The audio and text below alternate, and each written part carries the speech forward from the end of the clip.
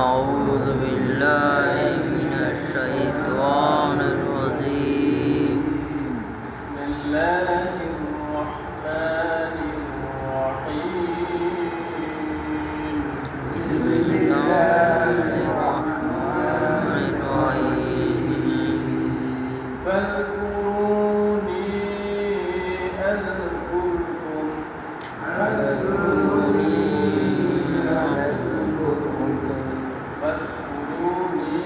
أشكركم আগে মুরব্বীরাও মাশাআল্লাহ এই সমস্ত কেরাত পাইতেন ছোট ছোট সূরাগুলো মাখামাখি সমস্ত কেরাতগুলো মনে থাকে।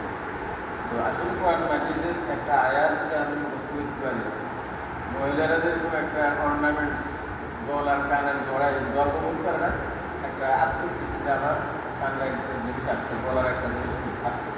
ঠিক আমি একটা আয়াত মুখস্থ করতে পেরেছি, এই পৃথিবীর বেশি ধন্য মনে করতে পারি পারে না। আমরা মাঝে মাঝে একটু কোরআন মাজিদের বিভিন্ন জরুরি আয়াতগুলো জীবন ঘনিষ্ঠ এবং ইবাদতের সাথে আমার উৎসাহ দেয়। এই আয়াতগুলো বলি ফাযকুরুনি أذكركم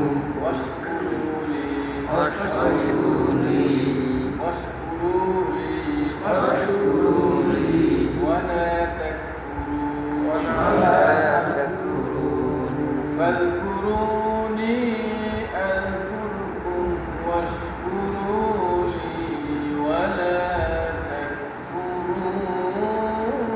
تكفرون فاذكروني أذكركم واشكروا لي ولا تكفرون يا أيها الذين آمنوا استعينوا يا أيها الذين آمنوا استعينوا আমরা যারা একটু আল্লাহ আমাদেরকে দান করছে আগে সচল আমরা ভালো করতে পারি, তারা একটু দূরে করি, তাহলে আপনার জায়গায় যে একটু শোনা শোনা অন্যরা করতে হবে।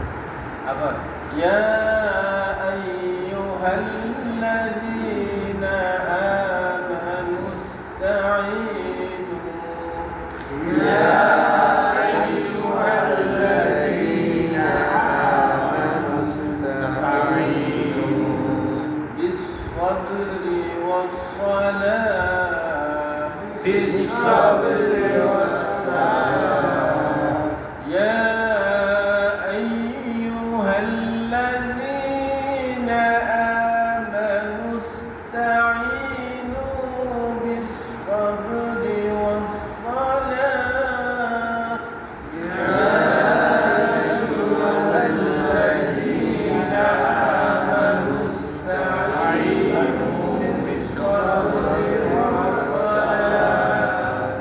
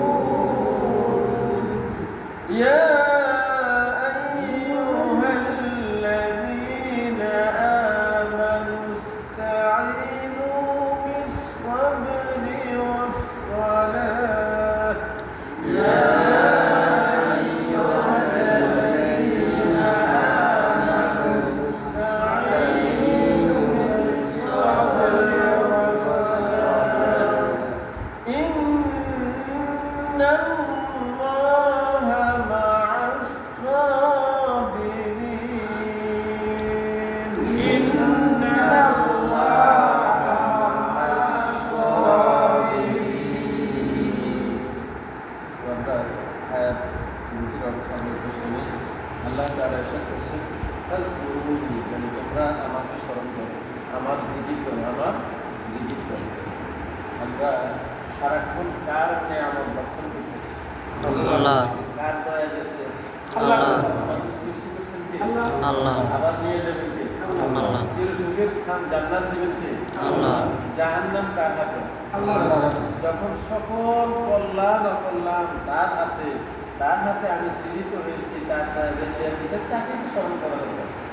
যিনি আমার সকল কিছুর নিয়ন্ত্রণ, আমাকে আমার অলক্ষ্যে থেকে আমার সব কিছুর ব্যবস্থা করতেছেন বলে সুবহানাল্লাহ। আমরা যদি তাকে সুন্দরভাবে স্মরণ করি, প্রতিনিয়ত স্মরণ করি, তাহলে তিনি আমাদেরকে আরো কি ভালো রাখবেন, আমাদের দুনিয়াতেও সম্পত্তি দেবেন, পরকালেও কি কল্যাণ দান করবেন।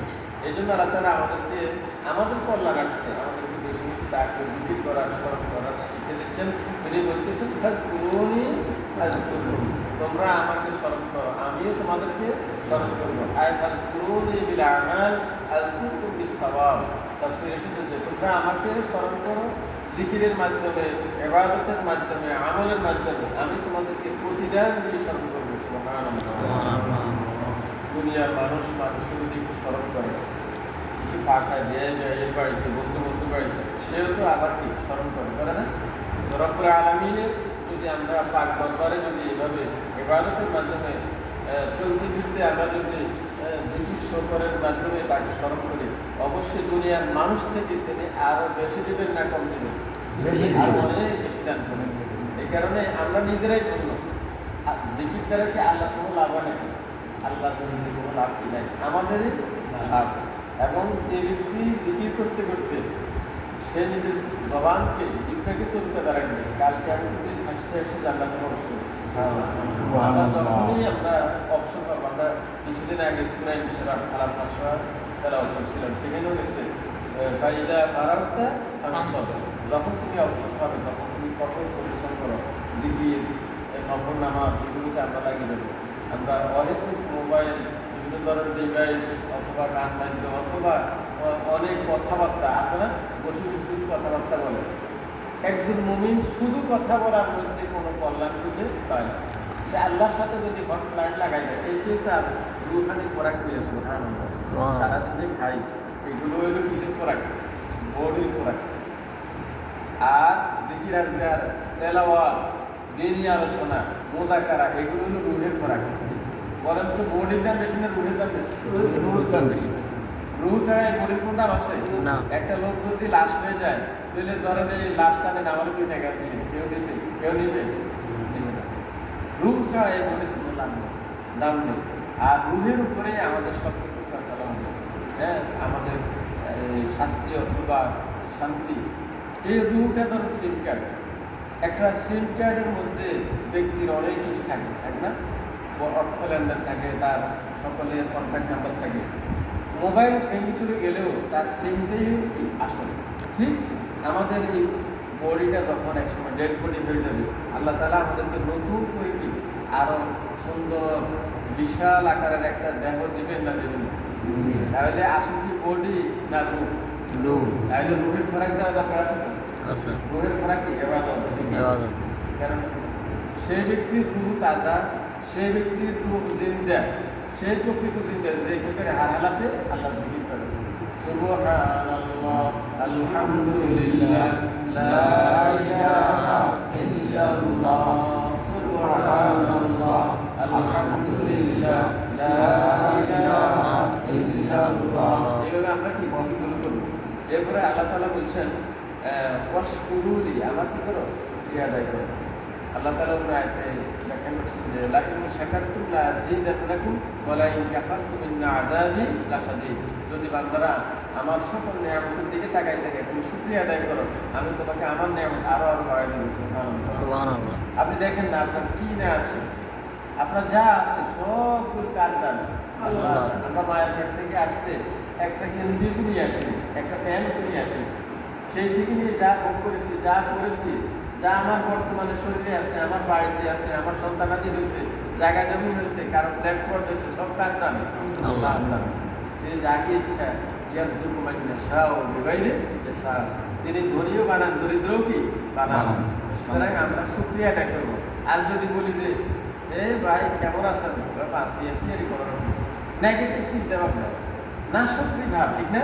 মানে সে স্যাটিসফাইড না, এই ভাই কোনো রকম আছে, এই মেলায় জুড়েই আমরা বলা ঠিক না। কি বলবো? আলহামদুলিল্লাহ ভালো আছে। যে কেউ মনে হোক সরাসরি আমাদেরকে জিজ্ঞেস করে, আমরা সন্তুষ্ট থেকে আল্লাহর দেওয়া তাকদীরে, আল্লাহর দেওয়া নেয়ামতে, রুটিতে যেই অবস্থায় রাখছে, আমরা খুশির সাথে বলবো কি আলহামদুলিল্লাহ। আরো যদি বলতে পারি আলহামদুলিল্লাহ আলা কুল্লি হাল, আল্লাহ রাসূল মুহাম্মদ শিখিয়ে সর্বাবস্থায় কার প্রশংসা? আল্লাহ। তাহলে ওয়াশকুরুলি ওয়ালা তাকফুরুন, খবরদার নাশকরি করিও না। ভাই এই কোনো রকম আসিয়ে রিবা অথবা নামরিবা আসিয়ে কত রকমের ফ্যান্টাস্টিক উত্তর দেওয়ার চেষ্টা করে না, এগুলো ঠিকঠাক। আমরা সবসময় আল্লাহর শুকরিয়া আদায় করবো। আর যে ব্যক্তি খেয়ে পরে শুকরিয়া আদায় করে, এমনকি খাওয়া দাওয়া সত্ত্বেও আল্লাহ তাআলা তাকে রোজাদার সব দিয়ে দেন। সুবহানাল্লাহ। তাহলে ওয়াশকুরুলি ওয়ালা তাকফুরুন, আমরা কোনো সময় আমরা কি করবো না, নাশকরি করবো না। এরপরে রব্বুল আলামিন বলছেন, ইয়া আইয়ুহাল্লাযীনা আমানু ইসতাঈনু বিস-সাবরি ওয়াস-সালাহ। ইয়া আইয়ুহাল্লাযীনা আমানু মানে এই ইমানদাররা, ইমানদাররা, বিশ্বাসীগণ, ইসতাঈনু বিস-সাবরি ওয়াস-সালাহ, তোমরা আমার নিকট সাহায্য চাও কিসের মাধ্যমে? সবর, ধৈর্যের সাথে, ওয়াস-সালাহ, এবং সাথে কি লাগবে? সালাত লাগবে, নামাজ লাগবে। এই রাত্রিটা স্বয়ং যিনি সমস্ত দোয়া প্রার্থনা কবুল করেন, তিনি কে? আল্লাহ। সকলের চাহিদা তিনি আগে হোক পরে হোক, কে বিটান? আল্লাহ বিটান। তিনি ড্রাফটিং করেছেন। ধরেন এমপি সাহেব বা চেয়ারম্যান সাহেব যদি আপনাকে একটা দরখাস্তের ড্রাফটিং করে দিলে, আপনি এইভাবে লিখে নিন, ঠিক হুবহু এইভাবে লিখে নিলে তিনি কি এটাকে মঞ্জুর না করে পারবেন? পারবেন বলেন? তিনি, কারণ তিনি নিজেই ড্রাফটিং করে দিয়েছেন। রব্বুল আলামিন আমাদেরকে দরখাস্তের ড্রাফটিং মাত্র আয়াতে করে দিয়েছেন যে ইয়া আইয়ুহাল্লাযীনা আমানু ইসতাঈনু বিস-সাবরি ওয়াস-সালাহ। দুইটা জিনিস লাগবে আল্লাহর সাহায্য পেতে। সবর লাগবে, কি লাগবে? মজবুত সবর, আল্লাহর উপরে, আল্লাহ দেওয়া নেয়ামতে, বিপদে আপদে সবসময় সবরে থাকা। বলে নেয়ামতের কি সবর? অনেকে বেশি নেয়ামত পেয়েও নিজেকে কন্ট্রোল করতে পারে না, ঠিক আছে? খারাপ কাজে অর্থ ব্যয় করে, হ্যাঁ, বিভিন্ন ধরনের নাজায়েজ কাজে, হ্যাঁ, বিড়ি, সিগারেট, হুক্কা থেকে শুরু করে, হ্যাঁ, গোড়া গাড়ি, বোতল, বিভিন্ন জিনিস খেয়ে সে মানে লাক্সারিয়াস জীবনযাপন করার চেষ্টা করে। আবার অনেকে অর্থনৈতিক দৈন্যতা থেকেও আল্লাহর উপর নাশকরি হয়ে যায়। এই ধরনের দারিদ্রতাও আবার কি খারাপ। আল্লাহ বলছেন যে অনেক অনেক দারিদ্র আছে উপরের দিকে নিয়ে যায়, বলে আরে আল্লাহ আঙুরের চোখে দেখতো শুধু এই দরিদ্রতার কষাঘাতে আমাদের কিন্তু দেখছে, হ্যাঁ, আল্লাহর উপরে তহমত দেয়, সেও পরীক্ষা ফেল করলো। ওই ব্যক্তিও পরীক্ষা ফেল করলো, ধনী ব্যক্তি, যে তার অর্থকে সঠিক জায়েজ কাজে ব্যবহার করতে পারল না, এটাও নাশকরি। তাহলে আমরা যে কোনো বিষয়ে সফলতা লাভ করতে হলে ধৈর্য লাগবে আর নামাজ লাগবে। কি লাগবে? নামাজ। বিশেষ করে ফরজ নামাজ কোনোভাবেই ছাড়া যাবে না। যে ফরজ নামাজ ছাড়ি দেয়, এখন বারিয়াত মিনহু জিম্মাতুল্লাহ ওয়া জিম্মাতুর রাসূল, সে আল্লাহ এবং রাসূলের জিম্মা থেকে মুক্ত হয়ে গেল। মানে তার লাইবিলিটি, তার দায়িত্ব এখন আর আল্লাহর নাই, রাসূলেরও কি নাই। অনেক ধরনের দুর্ঘটনা হওয়ার সম্ভাবনা আছে না? বিপদ হয়ে যেতে পারে, তার হঠাৎ মৃত্যু হয়ে যেতে পারে, হঠাৎ প্যারালাইজ হয়ে যেতে পারে, হয় না এরকম? বহু হয়ে যেতে পারে, হয়ে গেছে। সুতরাং আমরা আল্লাহর সাহায্য পেতে বলেন তো কয়টা জিনিস লাগবে? দুইটাই। ধৈর্য এবং সবর। আর এর আগে যেহেতু ইয়া আইয়ুহাল্লাযীনা আমানু বলছে, ঈমানদারকে বলছে, তাই নাকি ঈমানও লাগবে। ঈমান হলো সবকিছুর মূল। এরপরে আল্লাহ তাআলা বলছেন ইন্নাল্লাহা মা'আস সাবিরিন, নিশ্চয়ই আল্লাহ ধৈর্যশীলদের সাথে আছেন। এই জান্নাতীদেরকে জান্নাত দিয়ে আল্লাহ তাআলা বলবেন এইটা তোমাদের জান্নাতের ফসল। জান্নাতীদের কি বলবেন? এটা তোমাদের জান্নাতের ফসল এবং এটা আমলের ফসল। সুতরাং আমল করতেও কি লাগে? কষ্ট লাগে। কষ্ট শুকাতে আবার কি লাগে? ধৈর্য লাগে, সবর লাগে। হ্যাঁ, তো সবর আপনার তাফসীরে এসেছে 3 প্রকার। কয় প্রকার? 3 প্রকার। সবর আলা তাআত, ইবাদত করতে কষ্ট, যে যেমন রোজা রাখতে একটু বেশি কষ্ট আছে না, এটা একটা ওপেন হার্ট সার্জারি। তো রোগী যখন অপারেশন করে তখন তার সবর লাগবে। ঠিক রোজার মধ্যে সবর আছে, হজ করতে গিয়ে একটু কষ্ট আছে, ভিড় আছে, সেখানেও সবরের কি দরকার আছে। যে কোনো ইবাদতের মধ্যে গ্রীষ্মকালে যখন একটু গরম বাড়ে তখন গায়ে মিলে না কষ্ট আছে না, হ্যাঁ, এরকম সব ইবাদতের মধ্যে একটু কষ্ট আছে। এটাকে বলে সবর আলাল তাআত, সবর আলাল তাআত, সবর আলাল মুসিবত, বিপদ আপদ হয়েছে, হ্যাঁ, যদি কেউ কোনো আত্মীয় মারা যায়, বিয়োগ হয়, আমাদের যে কেউ মারা যেতে পারে না, মারা যাবে আজ হোক কাল হোক, তখন যে ব্যক্তি সবর করে আল্লাহ তাআলা বলছে এর বিনিময়ে তাকে জান্নাত দিয়ে দেবে। এইভাবে এক রাত যদি কেউ জ্বরে কষ্ট পায় আর যদি এর বিনিময়ে সে আল্লাহ তাকে এক রাতেও তার নফল গুনাহ তার সগীরা গুনাহগুলো কি মাফ করে দিতে পারবেন। সুবহানাল্লাহ। তো এইভাবে আমরা সবর আলাল মুসিবত আর হলো সবর আনিল মাসিয়ত। একজন লোকের আপনার শক্তিশালী যুবক, সে এখন আপনার কোনো অবাক পেয়েছে কোনো যুবতী নারী থেকে বংশীয় সুন্দরী, সে যদি তার দাওয়াত পেয়েও যদি বলে যে এমনি আল্লাহ, আমি আল্লাহকে ভয় করি, গুনাহ থেকে বাঁচতেও কি লাগে, ধৈর্য লাগে, নিজেকে খুব কন্ট্রোল করে সেই গুনাহ থেকে এইভাবে সে অফিসার বা কোনো ধরনের পাঞ্চায়েত সালিদার চেয়ারম্যান মেম্বার এমপি সে ইচ্ছে করলে ওষুধ খাইতে পারে, তার কাছে অফার চলে আসছে, গুনাহ থেকে বাঁচতেও কি লাগে, সবর লাগে। তাইলে সবর কত প্রকার? 3 প্রকার। এবাদতে সবর বলেন না, এবাদতে সবর। এবাদত যেটা আল্লাহ তাআলা যে কাজগুলো আমাদেরকে নির্ধারিত করেছে এইগুলো একটু কষ্ট হলেও কি করা। তারপরে মুসিবতে সবর, বিপদে আপদে তখন সবর করা। আর হলো গুনাহ থেকে বেঁচে থাকার জন্য কি সবর করা। তাহলে আমরা এই আয়াতগুলি থেকে আমরা যে শিক্ষাগুলো পেলাম, আল্লাহ তাআলা আমাদেরকে আমল করার তৌফিক দান করুন। আমরা এবার বসে নতুন নতুন আয়াতে আরো কি আছে আমরা ইনশাআল্লাহ জানবো তো ইনশাআল্লাহ। আমরা ওদের একটা আগামীকাল অপেক্ষা করবো। আল্লাহ আমাদেরকে তৌফিক দান করুন। আমিন। দোয়াটা করি সুবহানাকাল্লাহুম্মা ওয়া বিহামদিকা আশহাদু আল লা ইলাহা ইল্লা আনতা আস্তাগফিরুকা ওয়া আতুবু ইলাইক। আসসালামু আলাইকুম ওয়া রাহমাতুল্লাহি ওয়া বারাকাতুহু।